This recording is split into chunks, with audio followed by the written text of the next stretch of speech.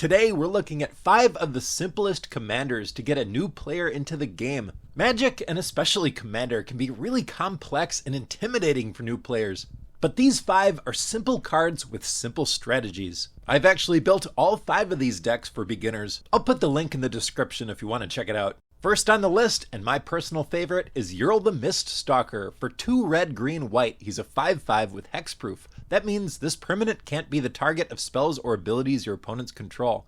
Uril the Miststalker gets +2/+2 for each aura attached to it. There's lots of auras in Magic that are very simple to understand to soup him up. This deck tries to win with commander damage. That means dealing 21 or more points of combat damage to one player with your commander over the course of the game. Then that player loses no matter what their life total is. We can give Uril flying so he's harder to block, or trample so he pushes through damage, or lifelink, which causes you to gain life. And because he's got hexproof, can't be targeted by spells or abilities your opponents control, he's really hard for your opponents to deal with. The deck is pretty good at keeping cards in your hand, with cards that draw you cards when enchantments enter the battlefield. Number 2, Tonos the Toymaker. For 3 green blue, he's a 3/5 that says, whenever you cast a beast or bird creature spell, you may copy it, except the copy is an artifact in addition to its other types. This is what's called a tribal deck, a deck that focuses on a creature type, or in this case, 2 creature types. There's a lot of really big beasts to choose from, and a lot of simple birds. This deck just wants to get a lot of creatures out on the battlefield and attacking. And cards like Overrun can help beef up our creatures for the turn to finish off our opponents. One of my favorite cards in the deck is Perplexing Test, a kind of board wipe. 3 mana instant, choose 1. Return all creature tokens to their owner's hand.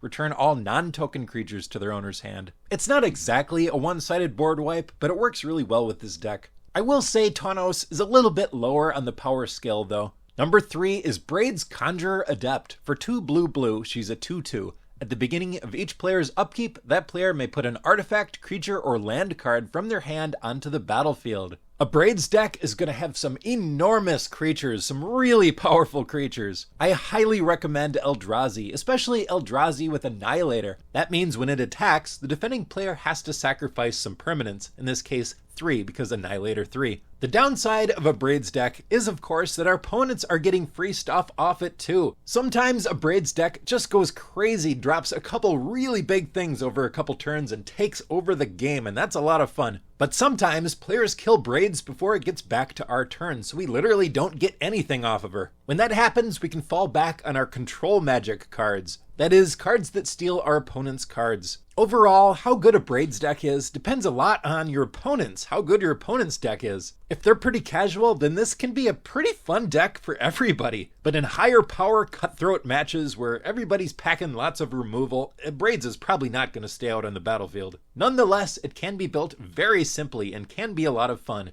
Number 4 is Jargo and Molani. For 3 black, green, that's a total of 6 mana. He's an 18/6. That's right, 18 power, and he has no other text. Similar to Uril, this guy is trying to win with commander damage most of the time, so we've got lots of ways to get his combat damage through to the opponent. We've got cards that give him flying, cards that give him trample, cards that give him unblockable, and just try to beat our opponents down with the biggest power commander in the game. We can also run other creatures that do something when they deal combat damage to a player. That way, if the Uril plan isn't working out, if they've killed him a couple times and we can't cast him anymore, we still have a backup plan. This commander is great for cards that care about a creature's power. Stuff like Soul's Majesty, which draws cards equal to the power of target creature you control. Yeah, draw 18 cards, that's pretty good. And Overwhelming Stampede. Until end of turn, creatures you control gain trample and get +X/+X, where X is the greatest power among creatures you control. Number 5 is Jasmine, Boreal of the 7. For 1 green white, she's a 2/4. Tap, add green white. Spend this mana only to cast creature spells with no abilities.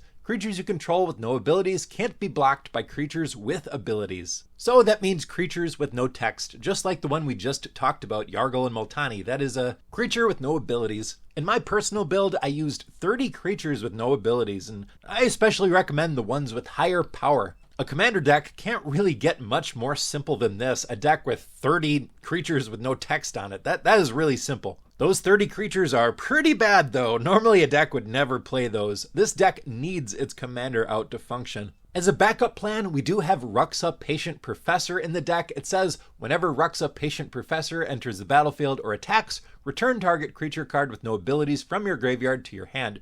Creatures you control with no abilities get +1/+1. You may have creatures you control with no abilities assign their combat damage as though they weren't blocked. Let me know if you agree with my picks, and especially let me know if you have any suggestions for really simple commanders. I'm looking to build a few more of these beginner decks, so I'd love some ideas. Thanks a lot for watching, and I'll see you next time.